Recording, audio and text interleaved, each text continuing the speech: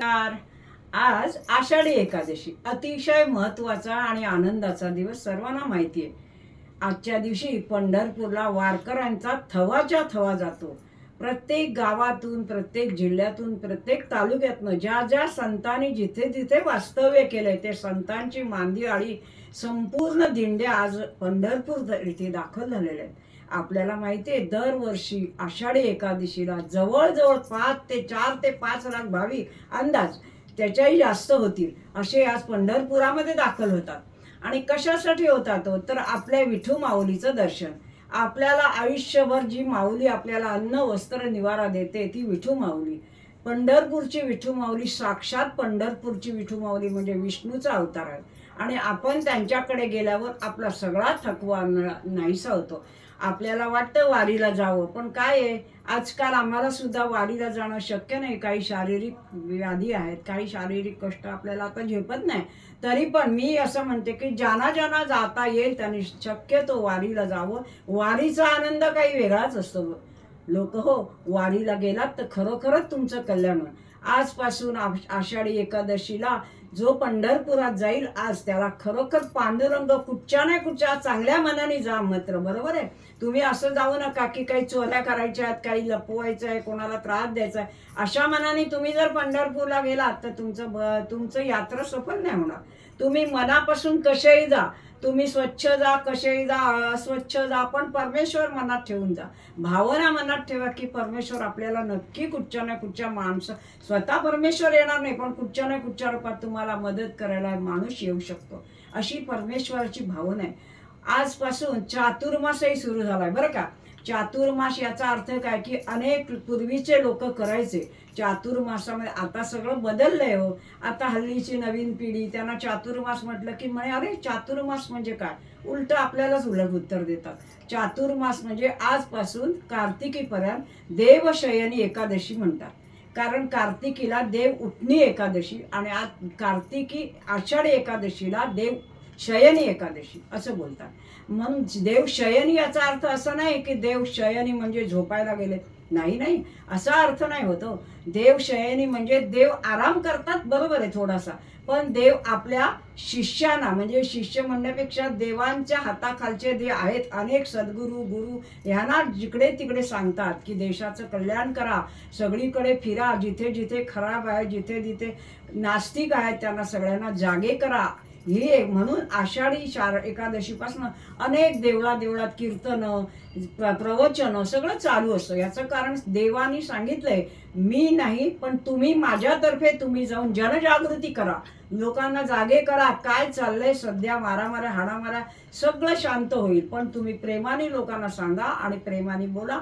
आणि जिथे जिथे तुमचा जावंसं वाटेल अशा चांगल्या ठिकाणी मंदिर आहेत, इथे तुम्ही रोज गेलात आषाढी एकादशी पासून कार्तिकी एकादशीवर चातुर्मासाचे काही नियमही आहेत। नियम सगळ्यांना जमत नाही आणि जमले तरी लोक करत नाहीत, तेवढं आपल्याला माहिती आहे। कोणी कोणी म्हणतं रोज देवळात जावं, देवाचं कुठच्याही देवाचं दर्शन घ्या, असं नाही की पांडुरंगाचंच घ्या, गणपतीचं घ्या, देवीचं घ्या, दत्ताचं घ्या, पण एकदा दिवसातनं एकदा दर्शनाला जाणं महत्वाचं आहे। 4 महिने तरी केव्हाही जा, संध्याकाळी जा, सकाळी जा, तुम्हाला जसा वेळ मिळेल। कारण आपल्याला वेळेचं बंधन आहे, देवाकडे जाण्यासाठी तर आपण आधी वेळच बघतो, कारण इतके आपण सुंदर आहोत ना, हुशार, आपल्याला बाकी सगळ्याला वेळ देता येतो।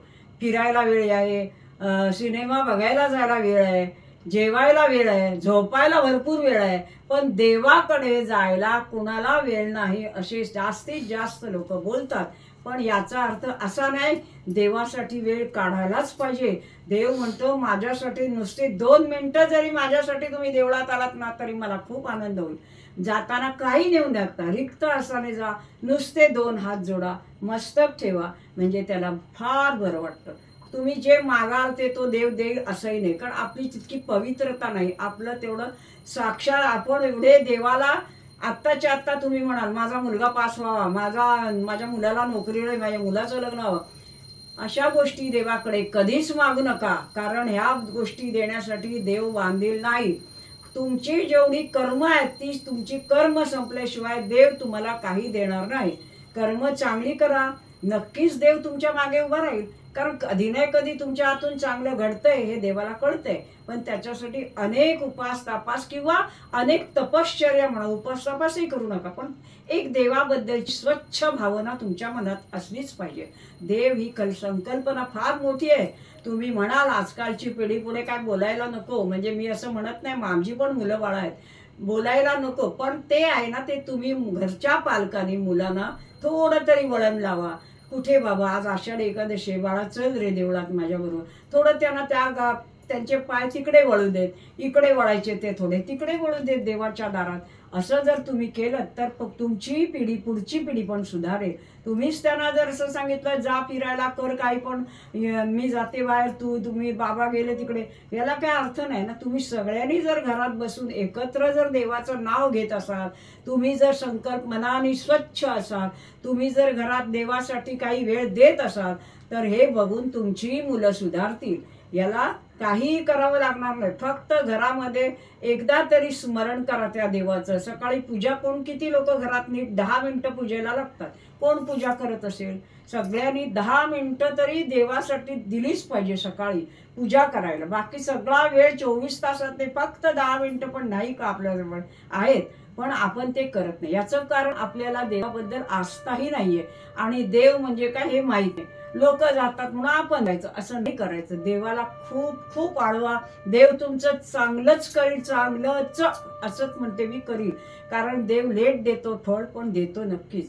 देवाकडे उशीर आहे पण देणार तो नक्की, असं हे लक्षात ठेवा. आणि ही आषाढी एकादशी आज आहे, त्याच्यासाठी परमेश्वराचं नामस्मरण करा. चांगले उपास खा, भरपूर खाऊ नका. उपासाचंच काय थोडंसं खा. अति खाल्लं ती तुम्हाला झोपा येतील, तुमची सुस्ती येईल अंगात. तेव्हा उपासाचंच थोडक्यात थोडं खा, पण देवाला जास्त भजा आजच्या दिवशी तरी. आज तुम्हाला काय वाटेल ते जपमाळ करा, विठ्ठल विठ्ठल म्हणा, कोण राधा कृष्ण म्हणा, काही म्हणा, सगळी एकच रूप आहेत. सगळं कृष्णही तोच आहे, राधाही देवच आहे, रुक्मिणी पण तीच आहे, विठ्ठल पण तोच आहे, विष्णू पण तोच आहे. एकाच देवाची अनेक रूपं आहेत. प्रत्येकाने आपल्याला जे आवडेल तसं नाव घ्या, त्याला ते पोचेल. एवढं बोलून मी आज आपले 4 शब्द पुरे करते आणि मी 2 मिनिटं देवाचं भजन करते. विठ्ठल विठ्ठल विठ्ठला हरी विठ्ठला, विठ्ठल विठ्ठल विठ्ठला श्री हरी विठ्ठला. विठूचा गजर हरिनामाचा झेंडा रोहिला, विठूचा गजर हरिनामाचा झेंडा रोहिला. विठ्ठल विठ्ठल जय हरी विठ्ठल, विठ्ठल विठ्ठल जय हरी विठ्ठल, विठ्ठल जय हरी विठ्ठल, विठ्ठल विठ्ठल जय हरी विठ्ठल, विठ्ठल जय हरी विठ्ठल, विठ्ठल विठ्ठल जय हरी विठ्ठल, विठ्ठल जय हरी. हे 4 शब्द राधा कृष्ण आणि पंढरपूर निवासी श्री विठुरायाच्या चरणी समर्पण करून मी आपली रजा घेते. धन्यवाद. माऊली जगाची, माऊलीत मूर्ती विठ्ठलाची.